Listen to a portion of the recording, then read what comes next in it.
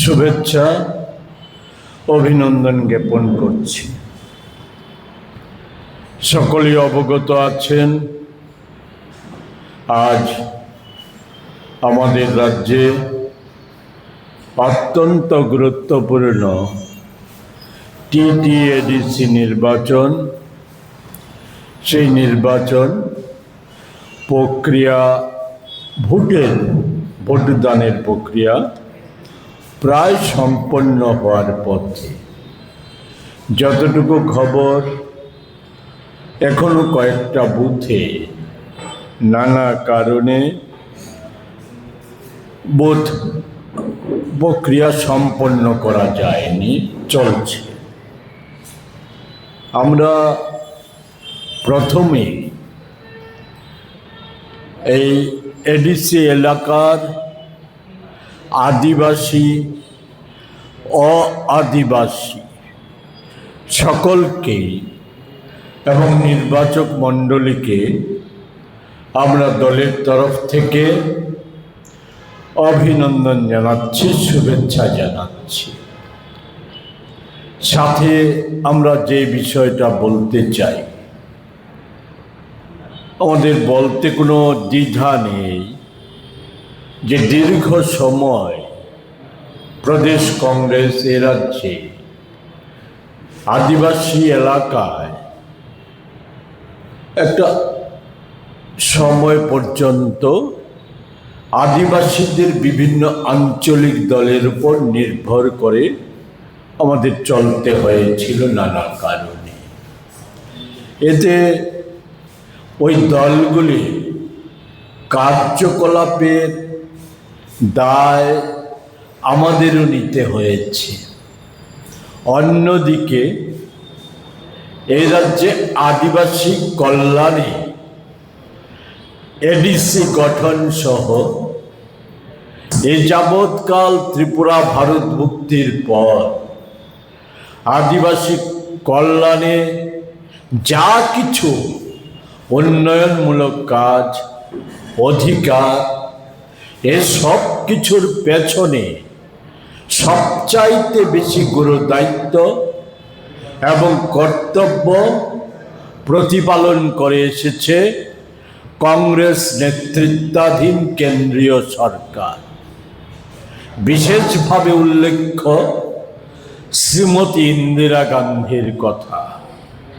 80 সালের জুনের ভাতৃঘাতী দাঙ্গা, স্বল্প সময়ে দমন, শান্তি পুনঃপ্রতিষ্ঠা এবং রাজ্য পুনর্গঠন, বিশেষত আদিবাসী অঞ্চল পুনর্গঠনে ওনার অকৃত্রিম সহায়তা সমস্ত দিক থেকে, প্রশাসনিক থেকে শুরু করে আর্থিক, রাজনৈতিক সমস্ত দিক থেকে যে সহায়তা, এ রাজ্যবাসী ভুলার নয়। সাথে আছে এই ষষ্ঠ তফসিলে এডিসি গঠনের অনুমোদন, সংবিধানকে সংশোধন করে। কিন্তু দুর্ভাগ্যের ওই যেটা বললাম যে ওই সমস্ত দলগুলির দায়ভার আমরা নিয়ে আমাদের বহন করতে হয়েছে। কিন্তু এই যে কৃতিত্ব জাতীয় কংগ্রেস দলের, এর সুফল আমরা প্রদেশ কংগ্রেস কুড়াতে পারিনি। এর একটা ছোট্ট উদাহরণ, আমি বেশি সময় নেব না আজকে।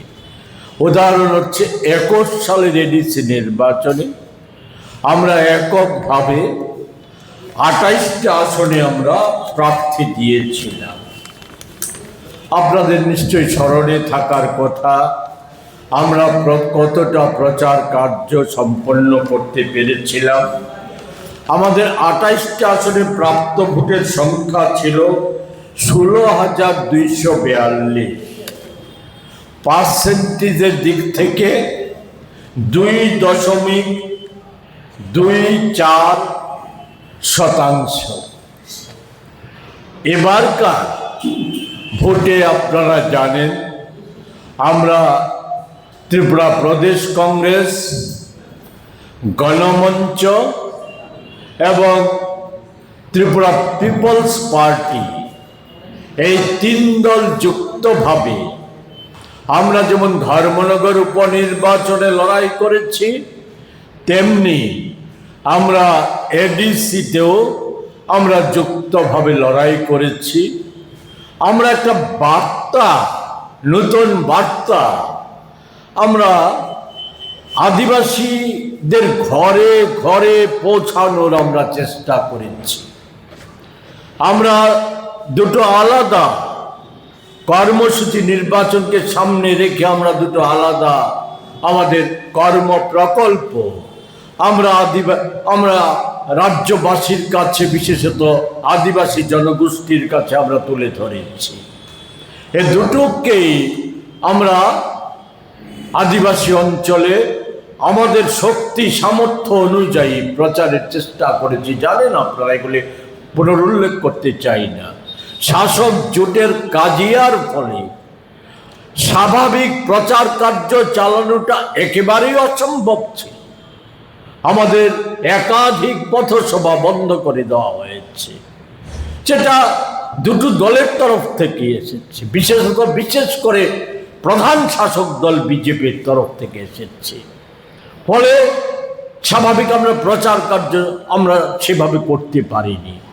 আমাদের এই দুটো দল, এদের কাছে অর্থের প্রাচুর্য মারাত্মক রকমভাবে বেড়ে গেছে।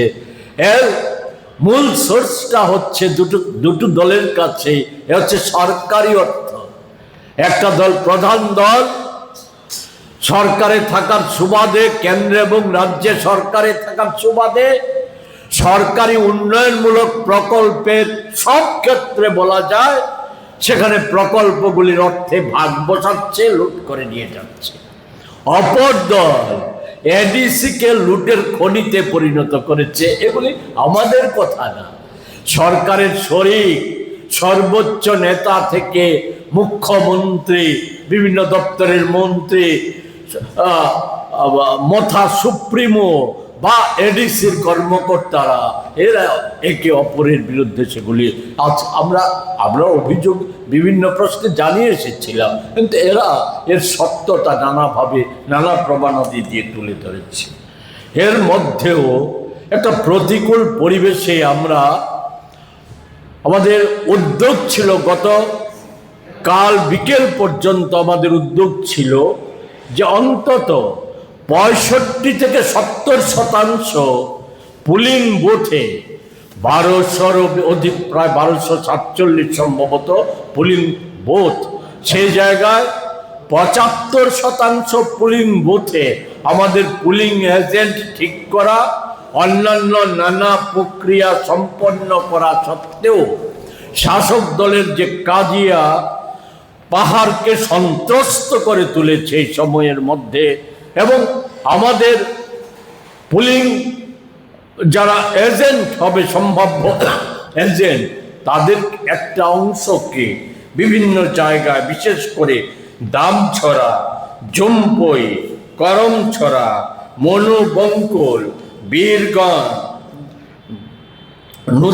নূতন বাজার, মালবাসা, মুহুরিপুর, বুড়াতলি, রামচন্দ্রঘাট, আমবাসা প্রমুখ কেন্দ্রগুলিতে আমাদের পোলিং এজেন্টদের ভয়ে ভীতি প্রদর্শন করেছে।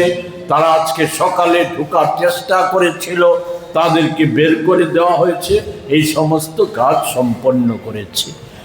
এরপরেও আমাদের বিশ্বাস যে এই বিশেষ করে গত এডিসি নির্বাচনের পর আর 23 সালের বিধানসভা নির্বাচনের পর আদিবাসী জনগোষ্ঠীর সরল প্রাণ যুবক, তরুণ বা অন্যান্য অংশের মানুষের মধ্যে যে মোহ ভঙ্গ হতে শুরু করেছে দুটো দল সম্পর্কে, চরম আদিবাসী বিদ্বেষী বিজেপি আর আদিবাসীদের সাথে প্রতারণা করা মথা, এই দুটো দল সম্পর্কেই প্রধানত যে মানুষের মোহমুক্তি ঘটতে শুরু করেছে।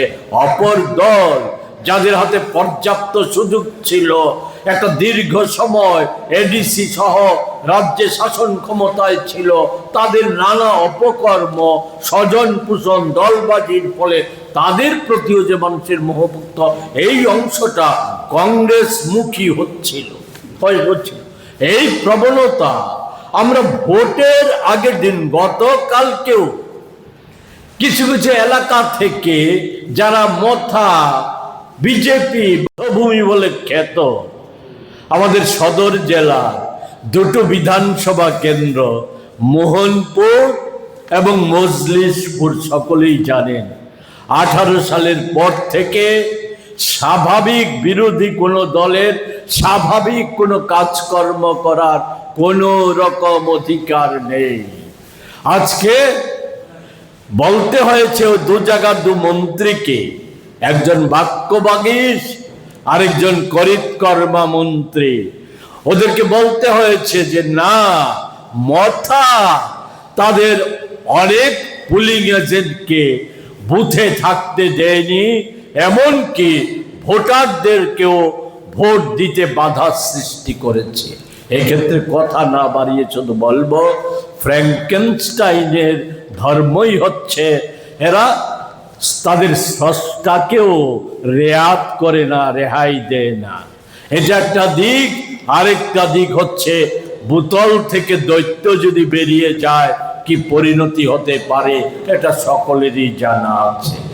এটা যেমন একটা বিষয়, কিন্তু সতর্ক থাকার প্রশ্নে রাজ্যবাসী, আপনাদের মাধ্যমে রাজ্যবাসীকে অবগত করতে চাই যে আমরা জানেন আপনারা এই যে ভোটিং মেশিন নিয়ে, ইভিএম নিয়ে আমরা আমাদের সন্দেহ প্রকাশ করেছিলাম, এর পুনরাবৃত্তি করব না।